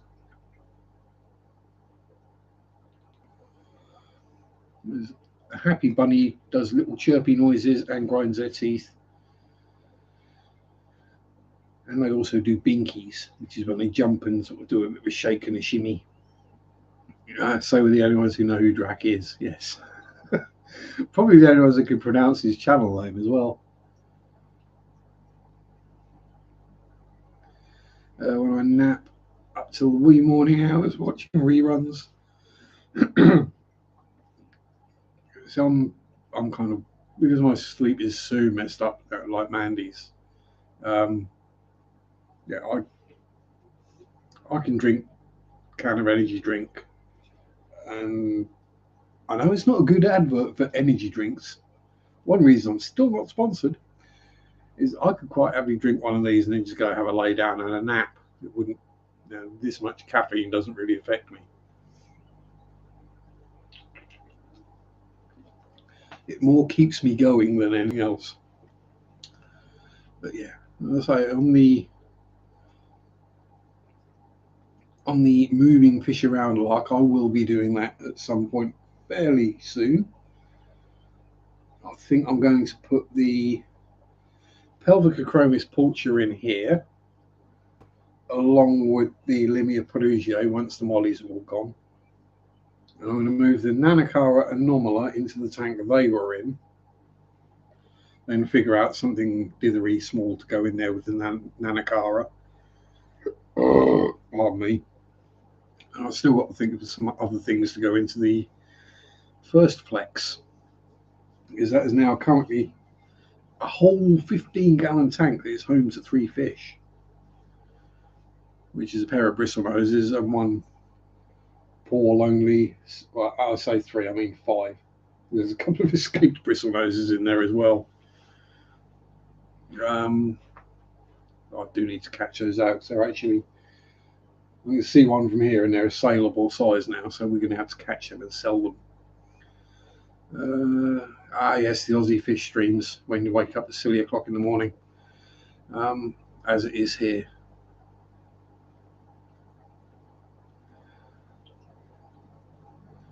Yeah, there's like, the thing for me is most of the American streams are literally, or me, most of us Brits, or all us Brits, a lot of the American streams are literally in the middle of the night, like 1, 2, 3 o'clock in the morning.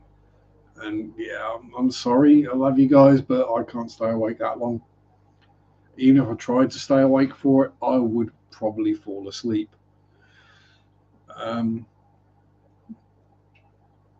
But yeah, if I do wake up really early, yeah, some of the Aussies are on, so I do sometimes tune in if I remember. Half the time it'll be like, oh yeah, such and such might be streaming, and then you go and they literally just finish the stream.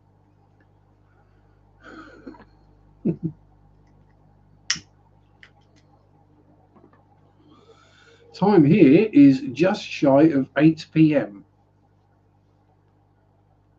So we're 5 hours ahead of Eastern Standard Time. Is it 6 from Central and 7 from Pacific?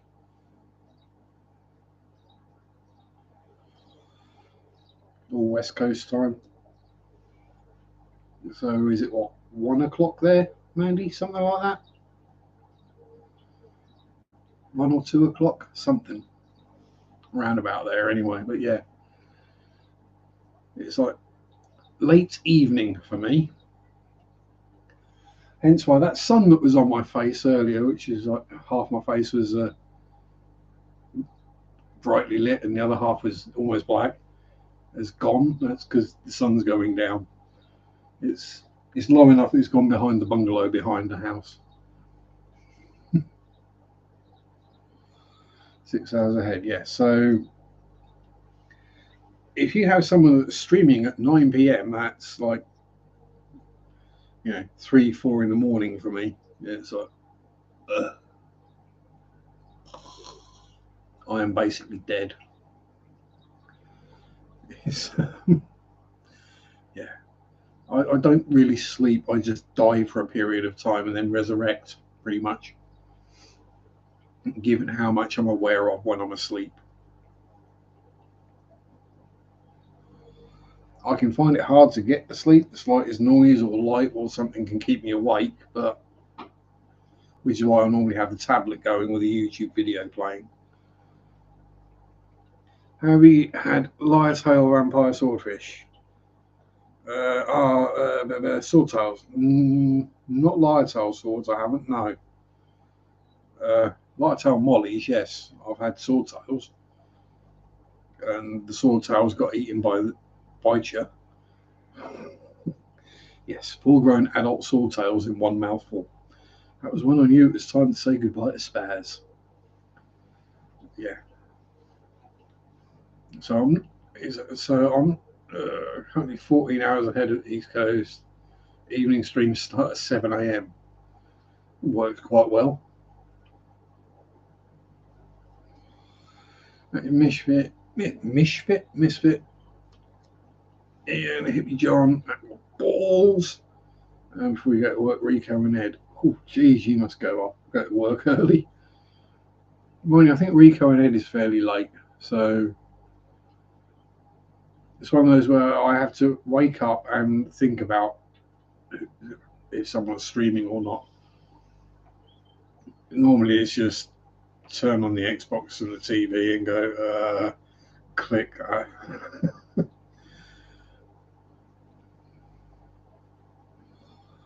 That is usually a video of people falling off of things and injuring themselves. And there's a degenerate person here, Mr. Depths Unknown. How you doing, Jason? Good to see you, sir. How are you?